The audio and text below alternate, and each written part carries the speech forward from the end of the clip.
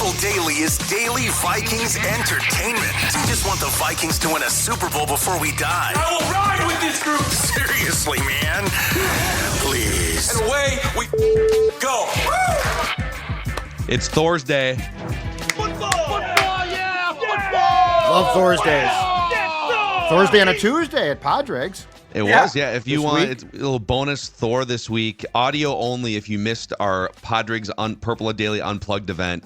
You can find it on the Purple Daily Spotify, Apple, scorenorth.com page. But yeah, he's Thor Nystrom from Matthew Berry's FantasyLife.com.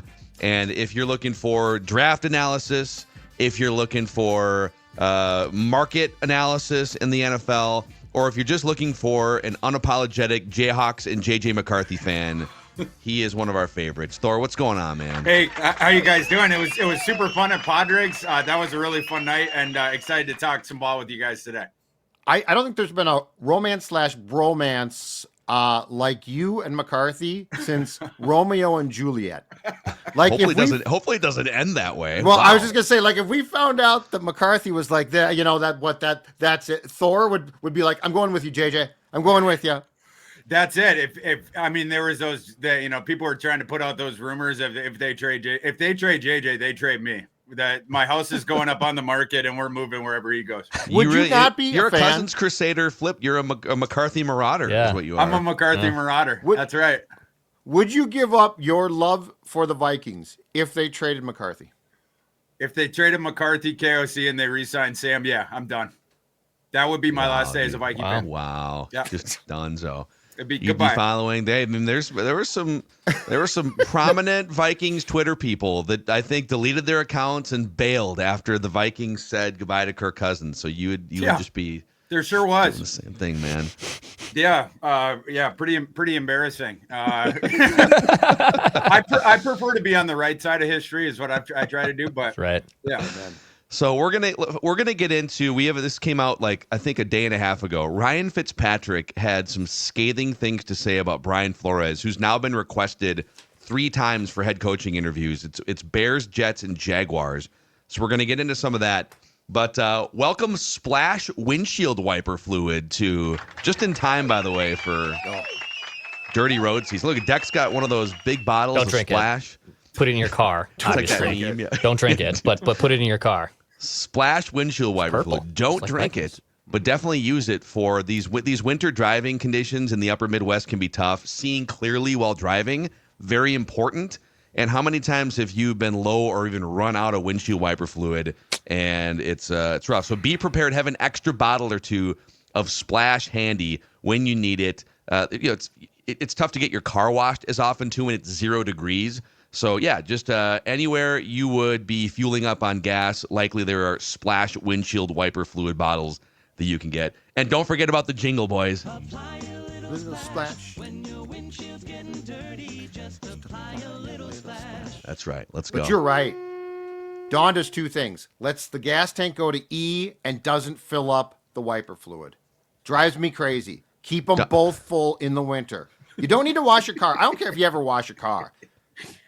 That's cosmetic. But you're perfect, so you can criticize That's cosmetic. other people. Keep your damn windshield clean because it's terrifying when it gets dirty. My wife does 2 things. Chews bubble gum and lets the windshield wiper fluid run all the way down. Do And you she's know how all out of frustrating it is to bubble get gum. in a car where it's on E and then the windshield is dirty and so you pull the thing and nothing comes out? Chad, didn't you admit that like the sun was blinding you and you like couldn't see the lights because you had like a sunglasses issue about a year ago? Yeah, probably. With the with glare ice. because of the ice. With ice. Yeah. Ice on Yeah, your yeah. windshield. Yeah. Yeah, and I didn't scrape it off. Bad on me. Yeah. Yeah, apply that damn splash. Make sure that windshield, keep it clean. Get that purple stuff. It's good. Man. So Ryan Fitzpatrick was a Dolphin. he applied a little splash to Brian Flores.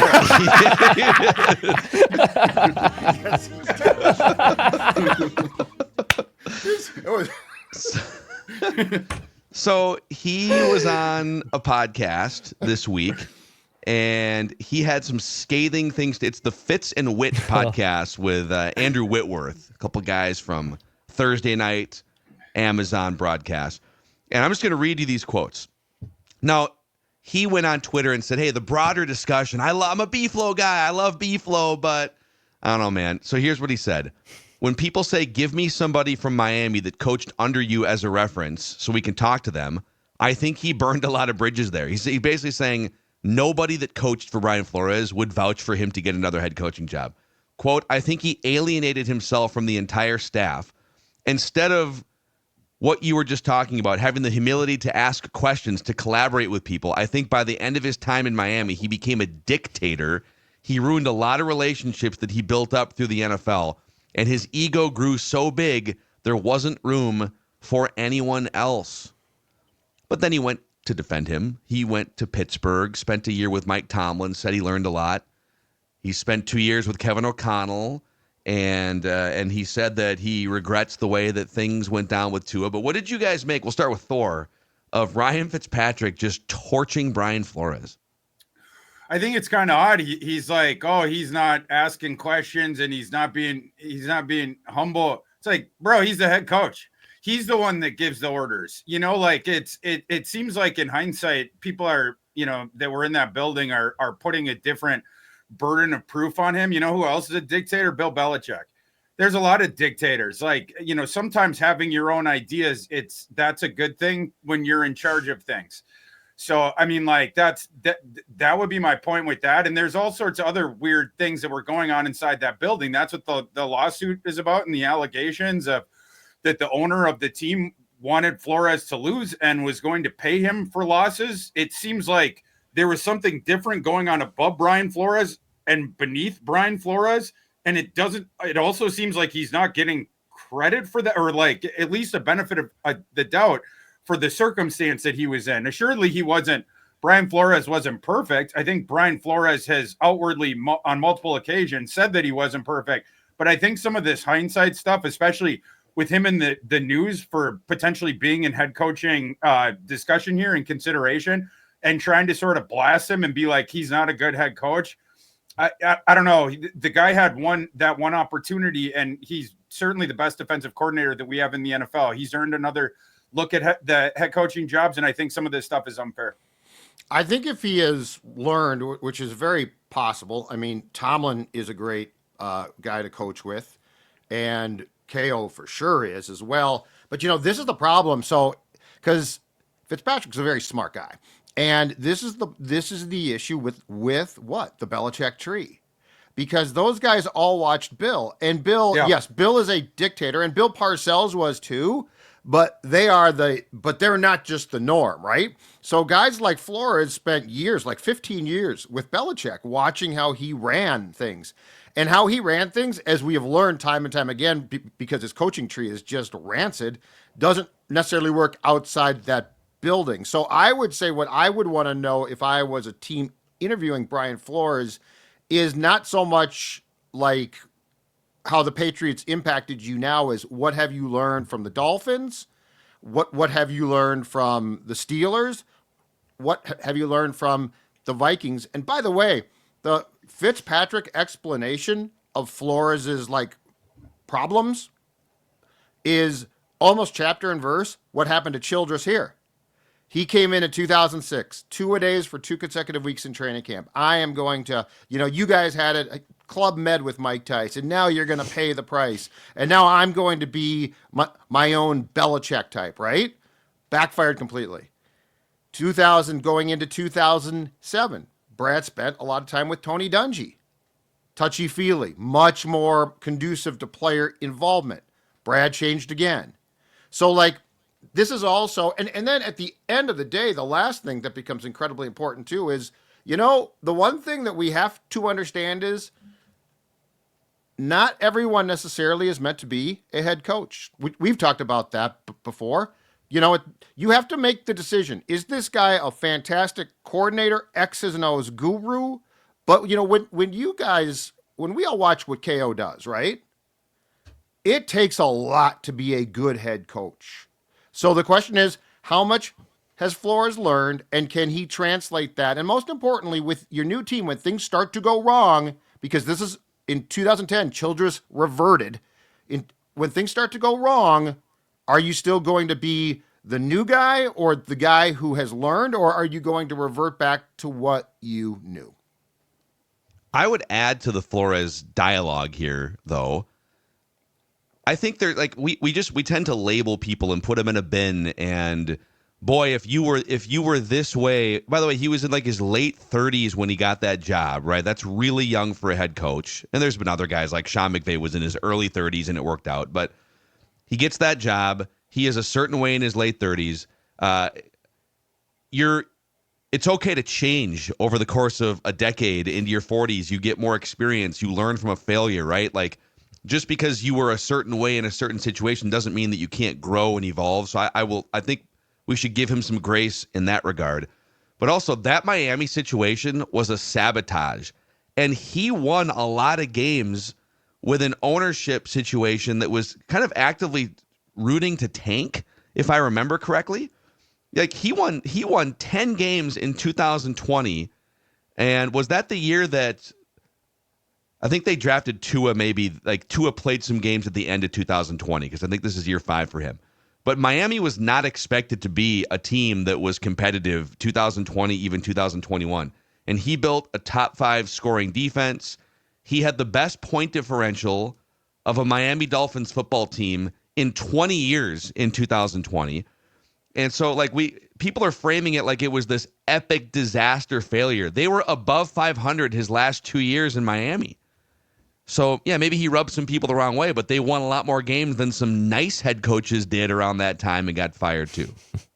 I think that's a great point. Yeah, you go from, was it 5-11 the first year, 10-6, and then 9-8. And yeah, it seemed like a situation where they wanted him to lose instead of win. And yeah, I mean, even with the first year counted in, you finish around 500 for your tenure. Seemed a little unfair to run him out of there. And I also think, some of this is the fit with the quarterback and the coach, right? Like obviously Tua and Brian Flores did not get along very well. And Tua needs like the KOC guy, right? Like the Mike McDaniel guy. He needs the guy who's like, bro, that was a good power, like, let's try it again next time. Like, no problem. Like he needs the guy who's always encouraging him. Yeah. Whereas Brian Flores was always chewing his butt out. And it's just not conducive with that. Like Tom Brady is the kind of guy who would have done well with Brian Flores coaching. Right. Well, and that's where the Patriots thing comes in, right? Like if you grew up watching the Belichick Brady dynamic, it was awesome and it worked great, but it's not the real world. Like if that was two people working at a level that the majority of the league can't and does not work at. So, but I will say this. In everything he's done press conference wise in the last year plus, Brian Flores seems to be very self-aware. He seems to know that he did things wrong. So, I mean, is he deserving of a second chance? I would say yes, definitely. But the circumstances probably also have to be judged because, yeah, Thorsday, I'm not going to bring him in to coach a QB that I'm going to draft. So the circumstances probably have to be right. But that being said, I also believe that he has proven himself to deserve another chance. The fact he's suing the league, I think, still might become a problem, but that's a different discussion. By the way, at a 4 team, the Raiders, according to reports, have also requested Brian Flores last night. So that's right. And Tom Brady is helping to run that search. That's interesting validation because those guys were together for so many years in New England that if Brady had not requested Brian Flores, does that tell you something about the way that he feels? I think the fact that he's one of it's like a short list right now of maybe 3 or 4 guys. So add the Raiders to the list of teams that are going to talk to Flores. What's the difference between Flores here and Flores with Miami? I think it's here, ironically, that he gets all autonomy. Now, it's not over the entire organization, the entire team. It's on one side of the football, but that's what he wants, right? Like Kevin O'Connell handed over the defense to Flores, do whatever you want, right? When Flores gets his next job, you're talking about some of the changes maybe to Brian Flores, the way he comes off to people and such like this. But I think another change that Brian Flores would probably do is take a page from KOC's book and hand that offense over to someone else. Like, right? Like, I'm going to be the head coach. The defense is mine. You are my dude for the offense. I don't have anything to say to you about that. We're going to have the chess match in practices, but outside of that, it is all you. I think that's what you would see if he gets another head coaching opportunity. Yeah. That could be a very interesting discussion too, because I wonder, and the Vikings might actually try to protect him, but I wonder if his OC could be Josh McCown if he doesn't get a head coaching job. Now the Vikings might. I think there are some gentlemen's agreements in place, right? If you leave a coaching staff, a lot of times there are some agreements about who you can and can't take or the amount of guys. So my guess is that the Vikings would attempt to protect that. But hey, you had a tweet, Thorsday, yesterday too that I wanted to ask you about, because we on the show have been talking about this as a logical destination for Ben Johnson, and your tweet said it wasn't. Tell me about why Ben Johnson is not a good fit for the Bears. I thought that this was very interesting. Yeah, this is why I don't get this thing, because in the past we've heard, Ben Johnson, he's been in consideration for all these jobs, and we've heard rumors that he has been offered head coaching jobs in the NFL and turned them down. So it's a guy who is waiting for the right opportunity. And then this Bears thing, everyone's like trying to make that the right opportunity for Ben Johnson finally. But the quarterback for that team, Caleb Williams, is the utter antithesis of the way that Ben Johnson calls offensive football. Ben Johnson, you are on Ben Johnson's script, right? I mean, Ben Johnson is the screenwriter, and he wants you following the dialogue of his script exactly. He doesn't want you ad-libbing at all. All Caleb Williams does is ad-lib. He doesn't care about the plays. The plays are to be run within 3 seconds of the snap. Caleb Williams don't throw within 3 seconds of the snap. Caleb Williams that's the time for everyone to get out in their routes. And now I'm going to run around and evade, and you're going to break your routes off, and we're going to create in the dirt in sandlot football. It is the opposite of the way that Ben Johnson runs things. When we talked about Caleb Williams in the pre-draft process, Caleb Johnson, that's a Freudian slip. I'm thinking running backs. I got running backs on the brain. But Caleb Williams in the pre-draft process, what did he not do at USC and at Oklahoma? He never threw timing anticipatory passes. Mm-hmm. That's the central tenet of Ben Johnson's offensive philosophy. So, I mean, you would have to either reconstitute your entire offensive philosophy in order to have an offense with Caleb Williams, or you're going to have to break Caleb Williams like the Wild Stallion to try to turn him more Jared Goffy. It's not going to work. So how would you, these 6 job openings here, Bears, Jets, Jaguars, Raiders, Saints, Patriots. Actually, side note, I thought there'd be more. I thought maybe you'd get a Titans opening after a year, and we'll see about the Cowboys. There's a weird Mike McCarthy standoff happening right now, and so there's a chance Mike Tomlin, there could be a deal swung there. So there's a couple things out there, but what are the 2 best jobs? If you're Mike Vrabel and you've got a couple different opportunities, or you're Ben Johnson and maybe you can pick a spot, what are the 2 best jobs in your mind right now? Well, first of all, that Bears thing with McCarthy, I think that's funny. I wonder if they're just screwing around with Jerry Jones. Why would they want McCarthy? And then but also I got a couple. There was, starts, when on Twitter where it'd be like a headline of like Bears interested in McCarthy. And for a second, I'm like, wait, what?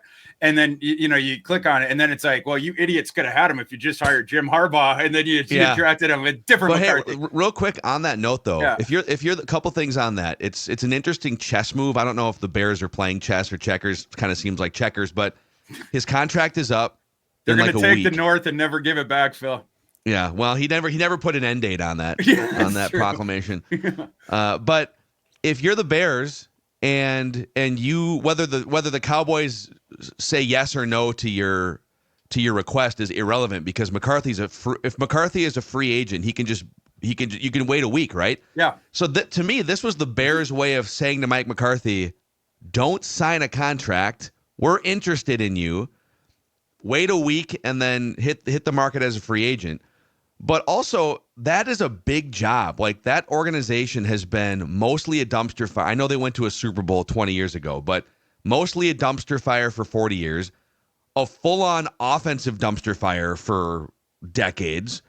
Even when they went to the Super Bowl, it was defense, defense, defense, and like Rex Grossman would throw a bomb to Bernard Berrien once or twice a game, and that was kind of a wrap, right? If you're the Bears, you need someone that can handle a big market, that knows offense, that If I'm the Bears, I'd rather hire Mike McCarthy than Ben Johnson. Because at least I know I know I can get a guy that wins double-digit games in that division and knows how to coach young quarterbacks. Yeah, McCarthy likes to run the West Coast system. I don't know if Caleb's a fit for that thing either. I'm maybe better so than the Ben Johnson thing, but yeah, the way that Caleb plays football, you have to find someone that's conducive for that, and that's why I continue to say Caleb Williams is going to hire Cliff Kingsbury as his next head coach. Like, is he on that big list? The Bears put out a big list. Was Kingsbury on it? They're interviewing Cliff. Caleb put him on the list for Ryan Poles. You're interviewing this guy, and Cliff. He loves that kind of quarterback. And that's obviously he was the offensive coordinator last year, or the quarterback coach, whatever it was, last year at USC. So knows Caleb plenty. But that is still my prediction. Didn't Poles say in the last couple of days, though, that they might go like way outside the box with a hire? Like, what the hell is that all about? Like, what are you going to do that's outside the box beyond something that's potentially just stupid? Ryan Poles is the all-time fake smart guy. He goes up there and he's all the different things that he says. It's to imbue in the audience's mind. Man, is this guy smart? Man, does he beat the pavement? And we're going to tear down the roster, and then we're going to build it back up, and then we're going to take the north, and our coaching staff search is going to go deeper than yours. Ryan, stop calling me. There he is. He's eavesdropping in right now. Sorry about that. But no, probably JJ. Just you guys have your 3 times a day checkup with each other right now. Yeah, he's like, don't mention me to Chicago again. But no, that's Ryan. I just think he's a fake smart guy, and stuff like that. I just sort of roll my eyes. Pete Carroll's name. Pete Carroll is back at the game here too, interviewing with a couple different teams. I was wondering if that was his agent putting that stuff out. I think, was it the Bears or the Jets or both? Like, he's definitely getting an interview at some point today or tomorrow. The Bears? The Bears, yes. Are the Bears just doing favors for That's what I'm wondering. Like their agent buddies, and they're like, yeah, sure, we'll say that we're interviewing Pete, or yeah, we'll request an interview with Mike McCarthy, even though we wouldn't have to request it in 4 days. So it seems like the logical conclusion on the Patriots job is that Vrabel's the guy. What do you think about Ben Johnson there, though? Like, does Drake May fit his system? Yeah, way better. Yeah, but yeah, it seems like Robert Kraft, he has his own ideas, and he's probably gonna go and get the guy that he likes or whatever. But Ben Johnson would be a way better fit there. Ben Johnson would be a fit in Jacksonville. Quarterbacks that can follow the script. Yeah, Trevor Lawrence, really less pressure there, at least in terms of like media spotlight. You might get fired in 2.5 years, but one last thing on the coaching search. The Raiders, there's someone did the math on this, that Mark Davis, the owner, is likely going to be spending around $40 million next year on head coaches, $8 million for Antonio Pierce, who they fired, $10 million on Josh McDaniels because he's still under contract, John Gruden's settlement still for $10 million, and then their next head coach probably going to have to pay him like $10 million a year too. So congratulations to the Raiders for having 4 head coaches under contract starting here in a couple weeks. Well, we'll see if they can do better this time. I put out a tweet that said the Raiders should hire Deion Sanders and do whatever it takes to get from 6 to 2 to try to get it. Some of them people are like, "Oh, you're an idiot. You wanna crumble that franchise." It's like, look up. That thing has been crumbled for the longest time. How about we think outside the box this time? Maybe get a shot to rebuild this thing, right? Like, what a dumpster fire that organization is. Hey, where are you guys, starting with Thor here? Vikings, as of the recording of this Thorsday podcast, late morning Thursday, are 1-point favorites.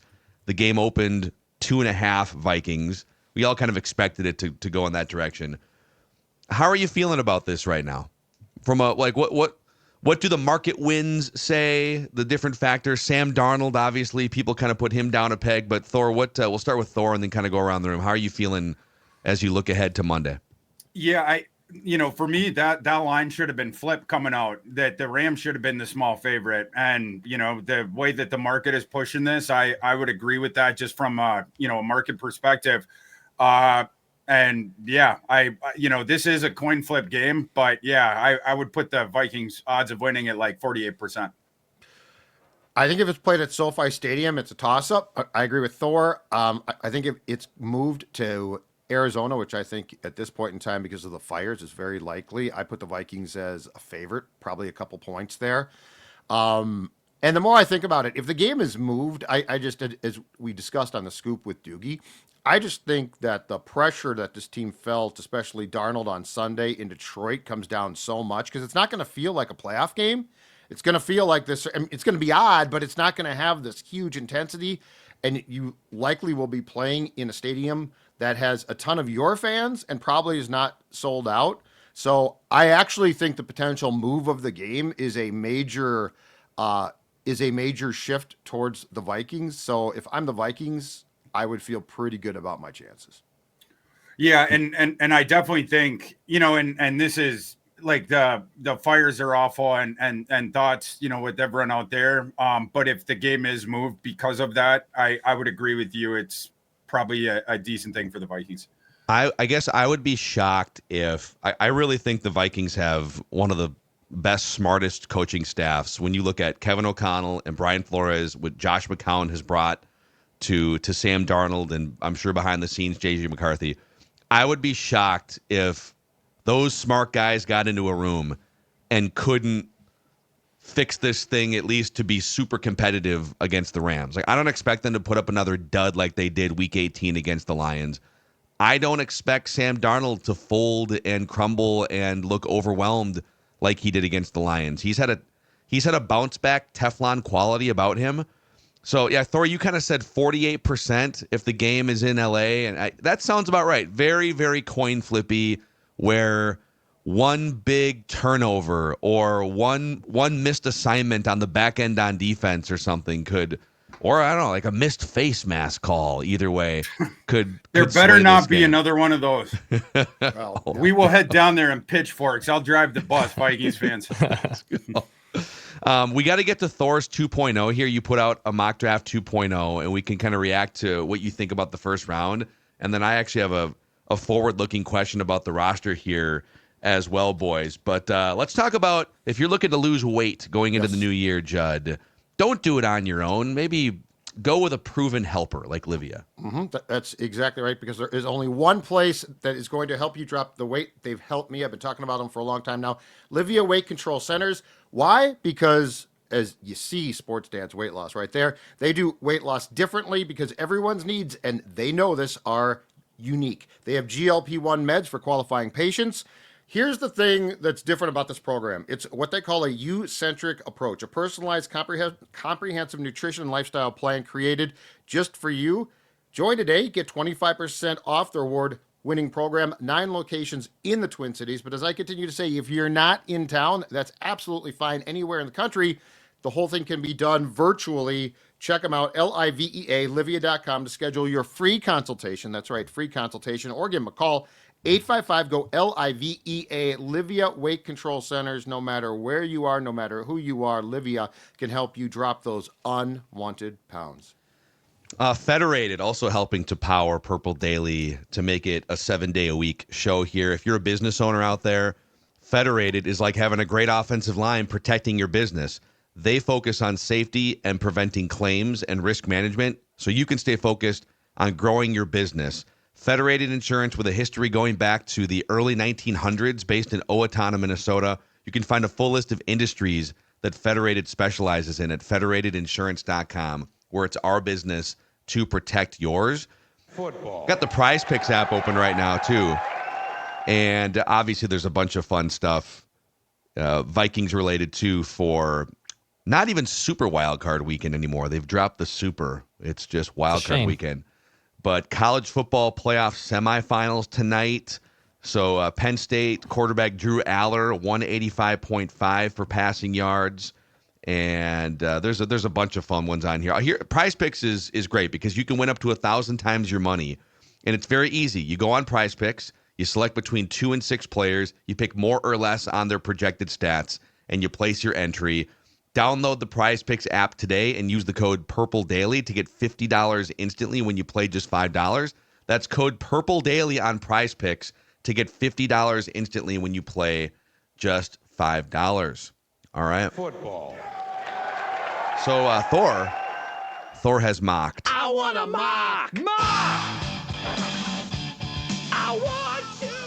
I'm just going to fly through some of the highlights, and then you fill in because it's your mock, however you see fit. But you've got, with the number 1 overall pick, and now that we know where everyone's drafting, you have Shedeur Sanders going to Broadway Street, going to the Tennessee Titans, number 1. Go to Jason Aldean's bar. He's gonna sit Till in there 3 in the morning. 3 in the morning. He's gonna be there at the bachelor parties. We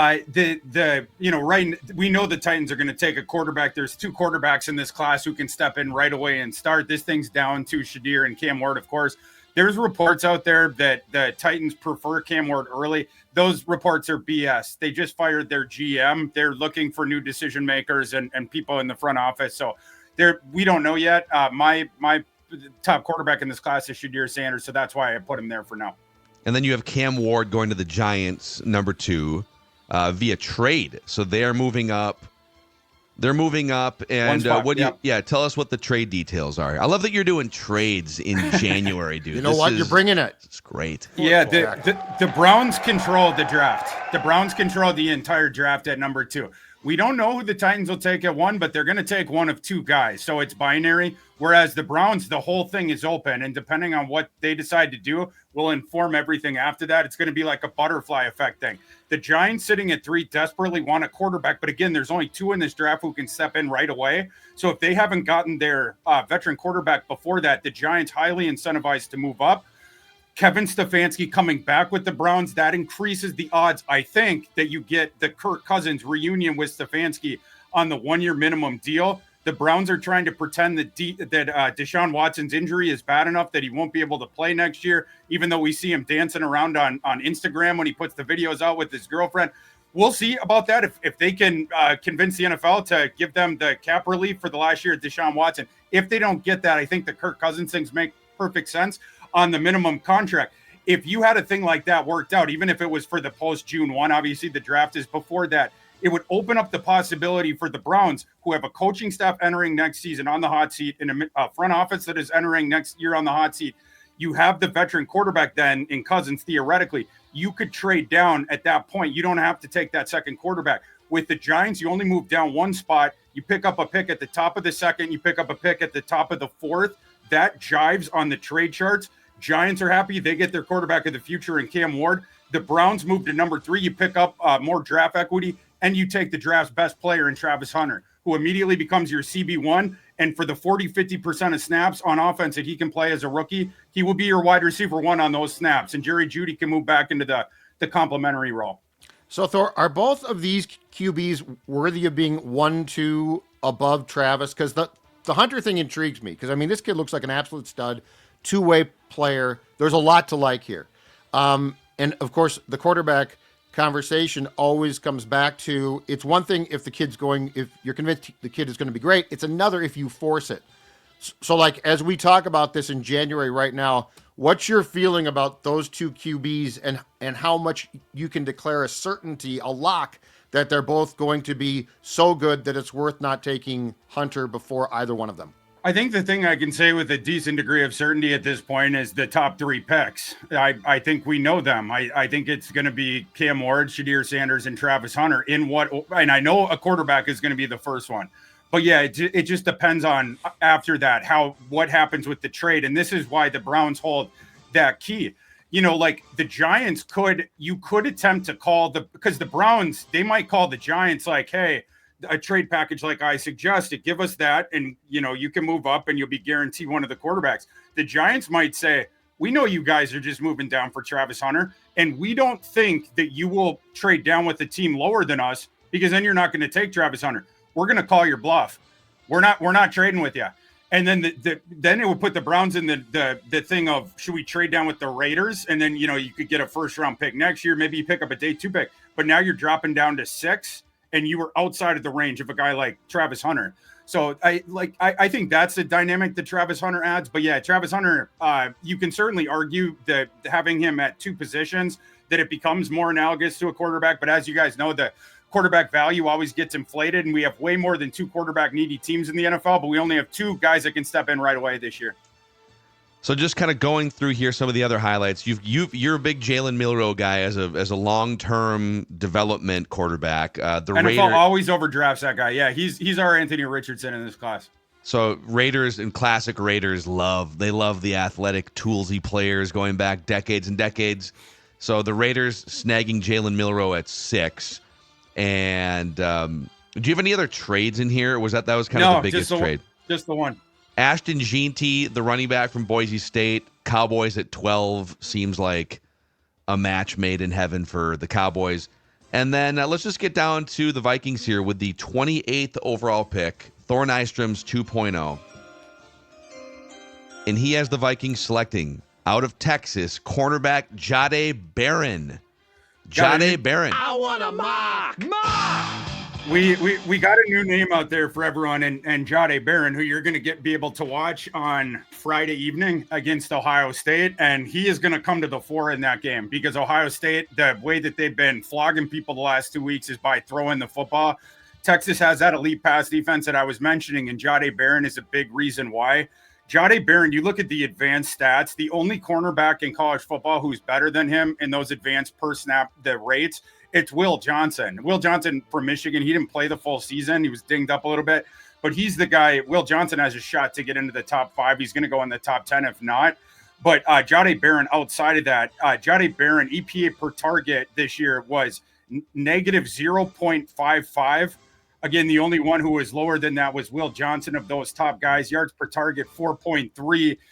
You could go down the list here, but where he gets really interesting, Jahdae Barron as a shutdown corner this year, he has functioned as that for Texas. But where it gets really interesting, Will Johnson was just used on the boundary. Will Johnson this year, 89.9% of his snaps came on the boundary. And a lot of times you see that with the top cornerback prospects.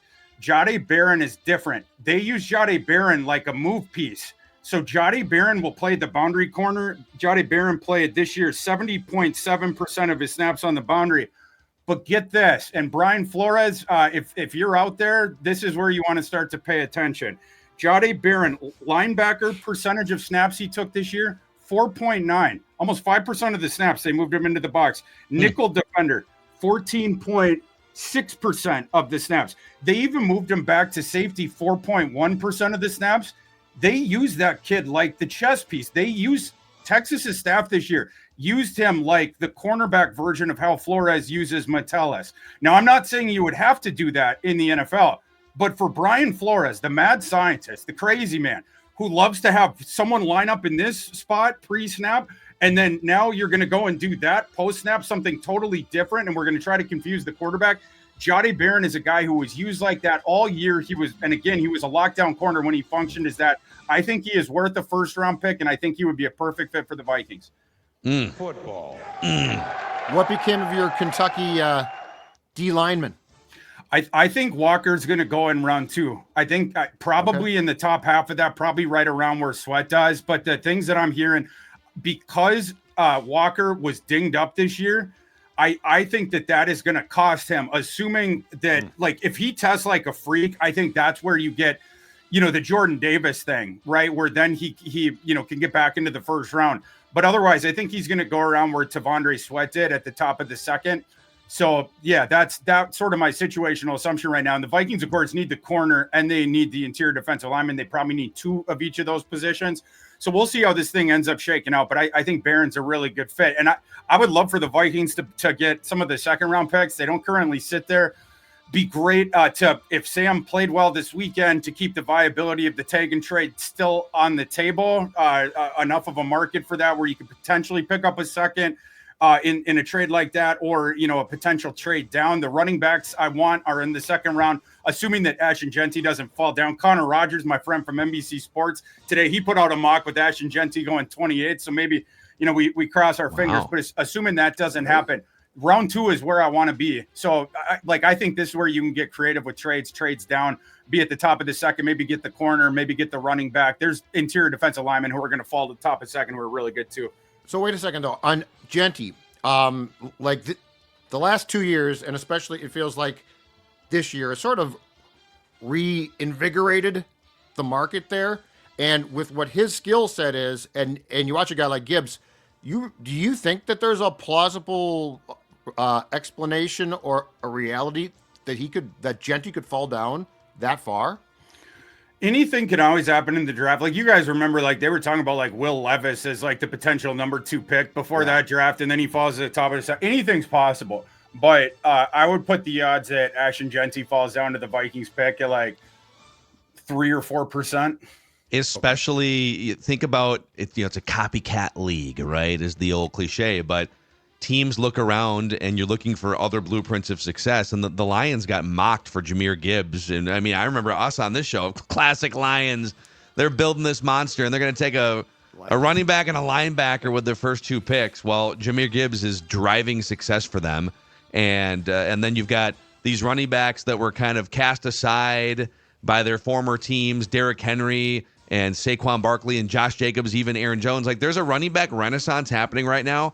It is no longer taboo to be drafting a running back in the first round or even in the top half of the first round. If you need offensive line help or you need a quarterback, I don't think you should be drafting a running back necessarily. But if you're the Cowboys, you got Dak under contract and you got a couple offensive linemen you like, yeah, go get that running back.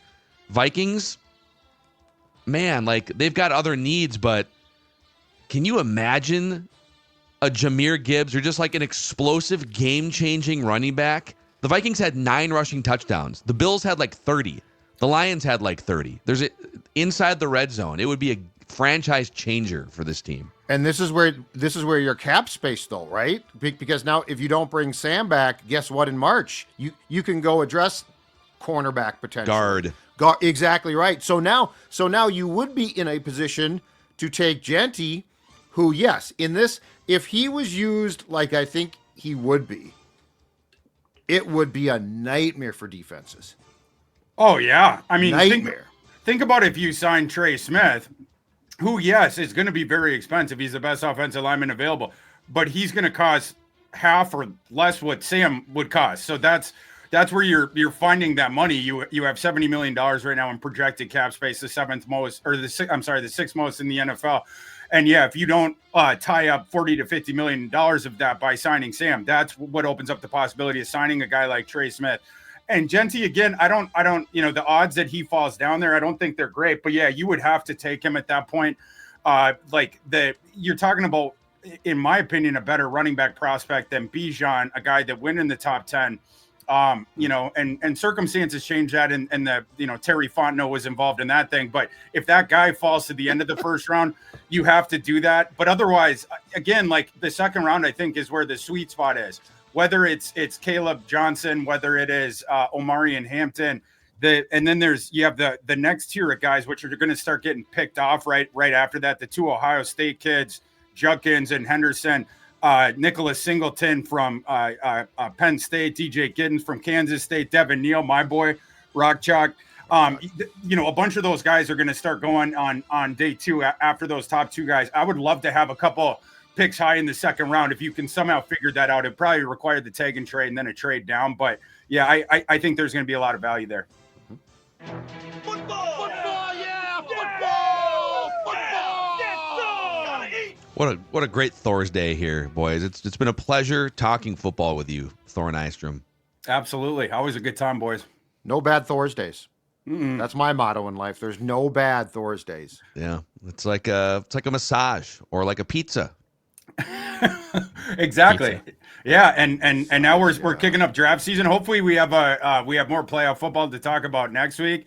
Yeah. But if not, we got draft season, which is the greatest season of them all. So looking forward to it either way. Well, we've got draft season. We've got quarterback speculation season, much different than last year, but very much in play again. And then the Vikings have like the 6th most cap space. So we always try to remind people, because like listeners and viewers of Purple Daily, maybe you jump in during the season or you catch on around draft time or something. There's a reason why we do this 7 days a week, 365. And sometimes January through April, not sometimes, I think like we can even see it in like the numbers and the audience.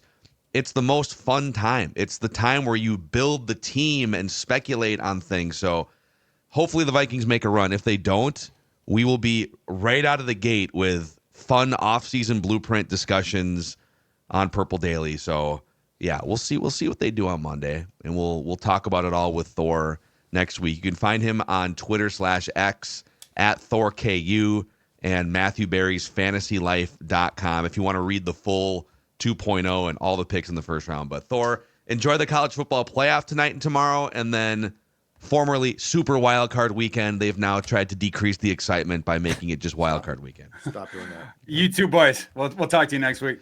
All right, Thanks, boys. Thor. Purple Daily, where we just want the Vikings to win a Super Bowl before we die.